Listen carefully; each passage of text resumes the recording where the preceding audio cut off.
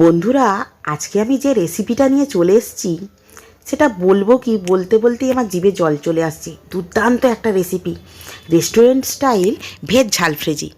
যেহেতু শীত, রাতে তো রুটি বেশিরভাগই লোকই খান, তাহলে রুটির সাথে, তন্দুরির সাথে, পরোটার সাথে এটা একদম জমে যাবে। আর এই শীতকালে রাত্রিবেলা এরকম সুন্দর একটা তরকারি দিয়ে গরম গরম রুটি, ও আর বলাই যাবে না। তো এখানে নিয়ে নিয়েছি গাজর, মটরশুঁটি, সুইটকর্ন, বেবিকর্ন, পেঁয়াজ, বিনস আছে, 3 রকমের ক্যাপসিকাম আছে, আর তার সাথে টমেটো, ধনেপাতা, মানে কালারফুল সব সবজিগুলো। আর এই ঝাল ফ্রেজে কিন্তু সফট অথচ ক্রাঞ্চিনেস থাকবে, একেবারে নরম হয়ে গেলে কিন্তু ভালো লাগে না তরকারিটা। হালকা গালে গালে সমস্ত সবজিগুলো পড়বে, দাঁত জানবে, তবেই কিন্তু দুর্দান্ত লাগবে এই ঝাল ফ্রেজি তরকারিটা। তো এগুলো রেস্টুরেন্টে কেন দরকার বারবার গিয়ে খাবার, আমি তো বাড়িতেই খুব সহজেই বানানো যাবে। তো প্রথমেই একটা কড়াই বসিয়ে দিয়েছি, তার মধ্যে এক টুকরো বাটার দিয়ে দিলাম। বাটারটা গলে যাওয়ার পর বড় করে কাটা পেঁয়াজগুলো, তার সাথে দিয়ে দিচ্ছি বিনস, আর দিয়ে দিচ্ছি গাজর এবং সুইটকর্ন ও বেবিকর্নটাও দিয়ে দিলাম। এবারে সব কিছু হালকাভাবে মিক্সড করতে করতেই এর মধ্যে পরের সবজিগুলোও আমি সব দিয়ে দেব। পরের সবজিগুলো হচ্ছে 3 রকমের ক্যাপসিকাম। এই ক্যাপসিকামগুলো দেওয়ার পর দারুণ কালারফুল লাগছে। সত্যি বিশ্বাস করুন, বাচ্চাদের কিন্তু খুব ভালো লাগবে, আর বড়োদেরও কিন্তু দারুণ লাগবে। মাঝে মাঝে এরকম সারপ্রাইজ দেওয়াই যেতে পারে বাড়ির লোকেদের। তো সবাই কিন্তু অবাক হয়ে যাবে যে একটা দুর্দান্ত তরকারি। এবারে সামান্য পরিমাণে লবণ দিয়ে দিলাম, দিয়ে মিক্সড করে নিলাম। এর মধ্যে দিয়ে দিচ্ছি মটরশুঁটিগুলো। মটরশুঁটি দেওয়ার পরও সব কিছু খুব ভালোভাবে মিক্সড করে নিতে হবে। আর একেবারে কিন্তু বেশি ভাজলে হবে না, গ্যাসের ফ্লেমটা কিন্তু একদম মিডিয়াম করে রাখতে হবে। দেখুন, সব কিছু হালকা ফ্রাই করা হয়ে গেল। এবারে আমি একটা পাত্রে নামিয়ে নিচ্ছি। আপনারা ভাবছেন যে নামিয়ে নিল কেন রে বাবা, তরকারি তখন হলোই না।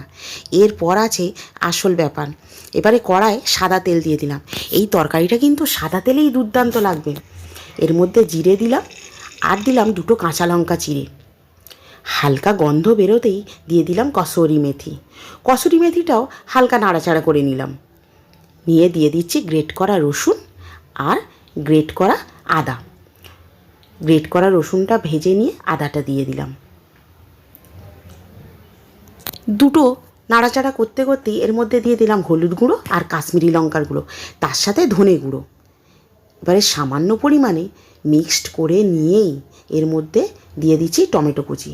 এখন কিন্তু জল দিচ্ছি না, এই টমেটো থেকে যে জল আসবে তাতেই কিন্তু কষানো হয়ে যাবে। এবারে দিয়ে দিচ্ছি টমেটোর সস। এখানে প্রায় 3 চামচের মতো আমি টমেটোর সস নিয়েছি। একদম রেডি হয়ে গেল, তেল ছেড়ে এসছে। এবারে সমস্ত ভেজে রাখা সবজিগুলো এর সঙ্গে অ্যাড করে দিচ্ছি। কি দুর্দান্ত যে দেখতে লাগছে, আর এই সমস্ত সবজি থেকে দারুণ একটা গন্ধ বেরিয়েছে।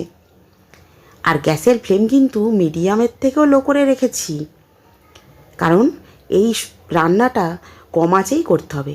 খুব সামান্য পরিমাণে জল আমি সসের বাটিটা ধুয়ে দিয়ে দিলাম, এতে প্রায় জল লাগেই না।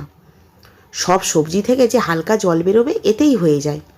এবারে একদম গ্যাসের ফ্লেম লোতে করে আমি 10 মিনিটের জন্য চাপা রাখলাম। 10 মিনিট হয়ে গেল, দেখুন কি দুর্দান্ত লাগছে।